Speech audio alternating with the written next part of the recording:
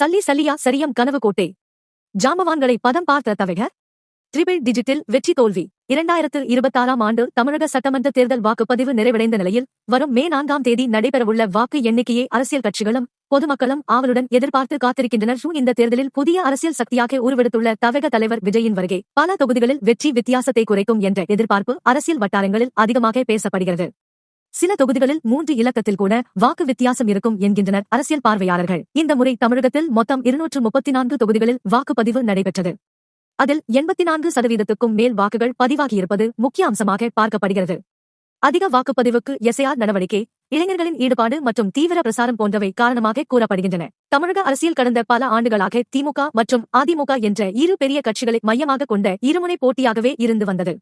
ஆனால் இந்த முறை அரசியல் களம் மாறியுள்ளதாக அரசியல் நோக்கர்கள் கூறுகின்றனர். தவக தாக்கம். தவக தலைவர் விஜய் அரசியலுக்கு வந்திருப்பது காரணமாக இம்முறை போட்டி மும்முனையாகவும் சில இடங்களில் 4 முனையாகவும் மாறியுள்ளதாக மதிப்பிடப்படுகிறது. முந்தைய தேர்தல்களின் முடிவுகளை எடுத்து பார்த்தாலே குறைந்த வாக்கு வித்தியாசத்தில் பல தொகுதிகள் வெற்றி தோல்வி தீர்மானிக்கப்பட்டுள்ளன என்பது தெளிவாக தெரிகிறது. 2011ஆம் ஆண்டு நடைபெற்ற தேர்தலில் 1000 வாக்குகளுக்கு கீழ் வித்தியாசத்தில் 9 தொகுதிகள் முடிவுகள் கிடைத்தன. குறைந்த வாக்கு வித்தியாசம். 2016ஆம் ஆண்டு இந்த எண்ணிக்கை ஆகஸ்ட் 16 உயர்ந்தது. 2021ஆம் ஆண்டு மீண்டும் 8 தொகுதிகளில் 1000 வாக்குகளுக்கு கீழ் வித்தியாசத்தில் வெற்றி தோல்வி தீர்மானிக்கப்பட்டது. அதேபோல் 1000 முதல் 5000 வாக்குகள் வரை வித்தியாசம் இருந்த தொகுதிகளின் எண்ணிக்கையும் ஒவ்வொரு தேர்தலிலும் கணிசமாக இருந்துள்ளது. இதன் மூலம் குறைந்த அளவிலான வாக்கு வித்தியாசங்களே பல தொகுதிகளில் வெற்றியை மாற்றி அமைக்கக்கூடியது என்பது அரசியல் வல்லுநர்களின் கருத்தாக உள்ளது. இருமுனை போட்டி.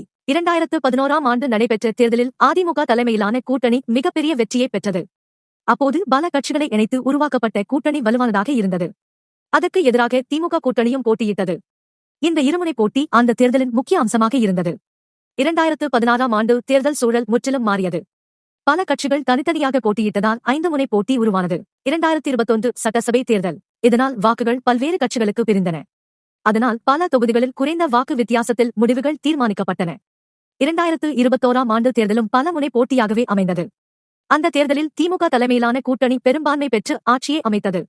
அதே நேரத்தில் பல சிறிய கட்சிகள் தனித்தனியாக போட்டியிட்டதால் வாக்குகள் பிரிந்ததாக அரசியல் ஆய்வாளர்கள் கூறுகின்றனர். 2026 சட்டசபை தேர்தல். இந்நிலையில் 2026ஆம் ஆண்டு தேர்தல் மேலும் வித்தியாசமானதாக இருக்கும் என கூறப்படுகிறது. திமுக, அதிமுக, நாம் தமிழர், தவக ஆகிய கட்சிகள் காரணமாக 4 முனை போட்டி நிலவுவதாக அரசியல் வட்டாரங்கள் கருதுகின்றன. குறிப்பாக இளைஞர்கள், முதல் முறையாக வாக்களிக்கும் வாக்காளர்கள் மற்றும் அரசியலில் அதிக ஈடுபாடு இல்லாதவர்கள் உள்ளிட்ட பல தரப்பினரும் புதிய அரசியல் மாற்றத்திற்காக வாக்களித்திருக்கலாம் என்ற கருத்தும் பரவலாக பேசப்படுகிறது. தேர்தல் முடிவுகள். இதனால் இந்த முறை பல தொகுதிகளில் வெற்றி வித்தியாசம் மிக குறைவாக இருக்கலாம் என்றும் சில இடங்களில் 500 அல்லது 1000 வாக்குகளே வெற்றியை தீர்மானிக்கும் அளவுக்கு போட்டி கடுமையாக இருக்கலாம் என்றும் அரசியல் நோக்கர்கள் கணிக்கின்றனர். மொத்தத்தில் இந்த தேர்தலில் யார் வெற்றி பெறுவார்கள் என்பது மட்டுமல்லாமல் எத்தனை தொகுதிகளில் குறைந்த வாக்கு வித்தியாசத்தில் முடிவுகள் மாறும் என்பது கூட முக்கியமான விவாதமாக மாறியுள்ளது. கடந்த தேர்தல்களில் ஏற்பட்ட குறைந்த வாக்கு வித்தியாசங்கள் போலவே இந்த முறை அதைவிட அதிகமான தொகுதிகளில் அதுபோன்ற நிலை உருவாகலாம் என்கின்றனர்.